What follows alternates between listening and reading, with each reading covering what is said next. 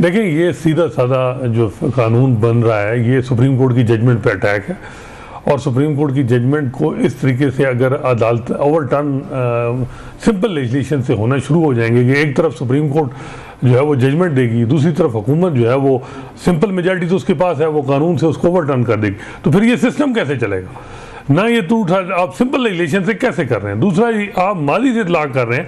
माजी में एक राइट तो आप क्रिएट कर सकते हैं, राइट सलब करने का कैसे माजी में? ये जुरिस्प्रूडेंस जो पाकिस्तान में है ये बात हो रही, लेकिन देखिए नैब के कानून को 85 से लागू किया, वो किया गया था, तो उसमें राइट ये थे कि राइट ये किसी का ये तो नहीं ना कि किसी के राइट को सलब ना किए। अब ये जो राइट माजी से इतलाक होगा तो इसमें तो लोगों के राइट सलब होंगे जो इस कानून में, उसमें और उसमें वो फर्क जरा डिफरेंट था।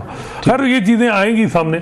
और ये वैसे भी अभी ये तय होना है कि ये आइन की तशरीह की थी सुप्रीम कोर्ट ने या इलेक्शन एक्ट? बिल्कुल, और आइन उन्होंने तो कॉन्स्टिट्यूशन लेंथ से चीज़ों को देखा है। आप इसको सिंपल लेजिस्लेशन से कैसे इसको ओवरटर्न पूरी जजमेंट को कर सकते हैं, लेकिन इन हालात में सबसे इंपॉर्टेंट है कि चीफ जस्टिस काजी फैसला ने अपने आप को क्लियर करना चाहिए, और जब तक वो खामोश रहते हैं तो ये जो क्राइसिस है मुल्क में ये मजीद बढ़ेगा। हाँ, उनको चाहिए कि अपनी स्टेटमेंट जारी करें और प्रेस स्टेटमेंट में कहें कि जी मैं कोई एक्सटेंशन में जो वो इंटरेस्टेड नहीं हूँ, जिस तरह वो उन्होंने हुकूमत को कन्वे किया है। जब ये बात हो जाएगी तो फिर क्राइसिस काफ़ी कम हो जाएगा, फिर हुकूमत भी जुडिशल पैकेज के लिए ज़्यादा एक्सपेक्ट नहीं करेंगे। आप सही कह रहे हैं कि कोई क्लैरिफिकेशन, मगर सुप्रीम कोर्ट का एक जज क्लैरिफिकेशन कैसे दे सकते हैं? एक जजमेंट पे दो क्लैरिफिकेशन आ प्रेस रिलीजें आई हैं, प्रेस रिलीजें आई हैं, और लियाकत अली चट्टा कमिश्नर रावलपिंडी के इल्जामात पे वीडियो इंटरव्यू भी दे दिया। जी, इससे बड़ा क्राइसिस अब क्या है जिसकी वजह से सारा मसला बना हुआ है?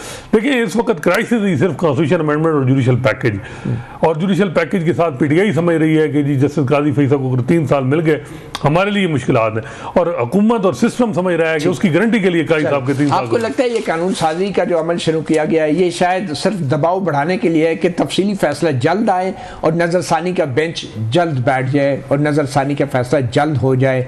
कोई अगर नज़रसानी का बेंच बैठ गया तो आपको लगता है कि कुछ जजेस जो है इधर से उधर हो सकते हैं? देखिए, 2-3 जजेस पे होगा, मे बी पिछली दफ़ा जो जजेस स्विंग वोट जिनके थे वो होगा कोशिश कि उनको दोबारा इस तरफ जैसे जमाल के नोट पे लाया जाए, लेकिन मेरा नहीं ख्याल कि चीज़ें इतनी खुल के आ गई हैं, बड़ा मुश्किल हो जाएगा कि वो जो है वो 3 जजेस जाए।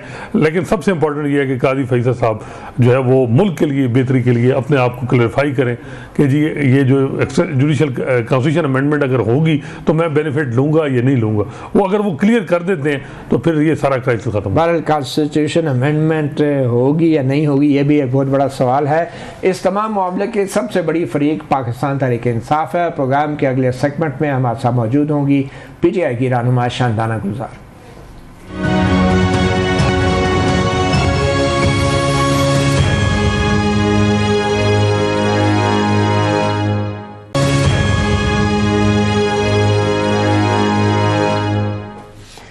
Welcome back. प्रोग्राम सहाफ़ी में बात हो रही है पीटीआई को मिलने वाली मखसूस नशस्तों की, सुप्रीम कोर्ट के फैसले की, और अब पार्लियामेंट की तरफ से नए कानून साजी के ऐलान की। एक क़यामा कमेटी ने नए मजवज़ा ड्राफ्ट को मंजूर भी कर लिया। अब ये मामला कौमी असम्बली में जाएगा, और बज़ाहिर जैसे कि हम पहले असनात मलिक से डिस्कस कर रहे थे कि किस तरीके से पार्लियामेंट सुप्रीम कोर्ट के मखसूस नशस्तों के फ़ैसले को गैर मौसर करने की एक कोशिश कर रही है। किस हद तक कामयाब होगा वो तो हसनात मलिक ने आपको बता दिया है। हमारे साथ इस वक्त मौजूद हैं पाकिस्तान तहरीक इंसाफ की रहनुमा और रुकन कौमी असम्बली शानदाना गुलजार। बहुत शुक्रिया शानदाना, आपने सहाफ़ी प्रोग्राम को वक्त दिया। सबसे पहले तो ये बताएं कि अब अगर ये कानून मंजूर हो भी जाता है, जो बज़ाहिर 6 अगस्त से पहले होना है, तो क्या हिकमत अमली होगी? पीटीआई क्या करेगी? वापस सुप्रीम कोर्ट जाएगी या ऑर्डर पे अमल दरामद के लिए हाई कोर्ट जाएगी? क्या होगा? शुक्रिया मतीला जान साहब बुलाने का शो में। जो पहली बात, मैं ख़ुद भी वकील हूँ। मुझे जो समझ आती है कि पाकिस्तान में आज तक कोई ऐसा कानून बना नहीं या दुनिया में कॉमन लॉ में जिसका रिट्रोस्पेक्टिव इफेक्ट हो।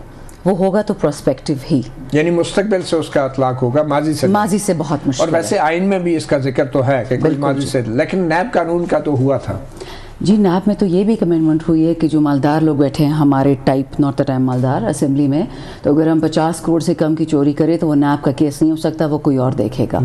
तो फिर तो होना चाहिए कि ये सारे पाकिस्तान के लिए, पाकिस्तान पीनल कोड में भी ये कानून आ जाए कि जो 50 करोड़ से कम की चोरी करेगा वो फिर बेचारा चोर नहीं है, उसके लिए आपको इन्वेस्टिगेशन ब्यूरो खोलने एक और।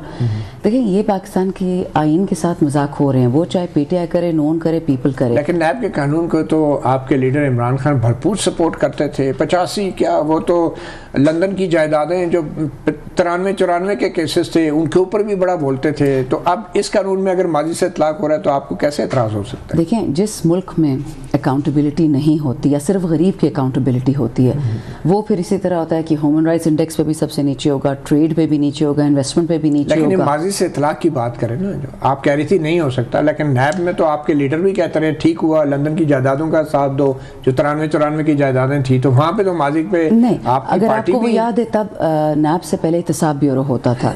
और अगर आपको याद है एक particular case Hudaibiya paper mills, उसमें हमारे करंट जो चीफ जस्टिस हैं वो तब प्रिजाइड कर रहे थे, हमारे करंट जो इस वक्त फॉरेन अफेयर्स के मिनिस्टर हैं। और आपको याद है कि अप्रूवर भी एक बंदा बन चुका था और फिर फाइलें भी थी और फिर वो केस ऑटोमेटिकली बंद भी हो गया। इस कानून की आप तायद करते थे ना नैब की? नहीं, देखिए किसी भी गलत चीज़ की कोई तायद करे, मैं करूँ, मेरी पार्टी करे, वो गलत है। अगर आप खान ने तायद की है, वो कहते हैं ये जो तरमीम हुई है गलत है, असल कानून ठीक है।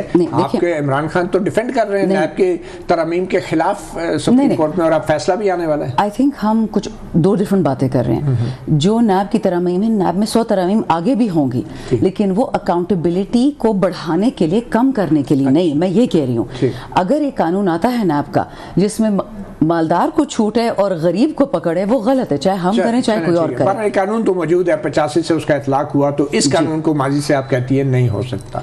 मुझे नहीं लगता, लेकिन देखिए अगर हो भी तो I can assure you this is a version of the supreme courts authority. आज तो ये सो छोटी चीज़ है, किसी ने किसी पार्टी को ज्वाइन करना है, आपके जो आइन में पहला चैप्टर है बेसिक ह्यूमन राइट्स का, मेरी मर्जी में किस पार्टी में जाऊं।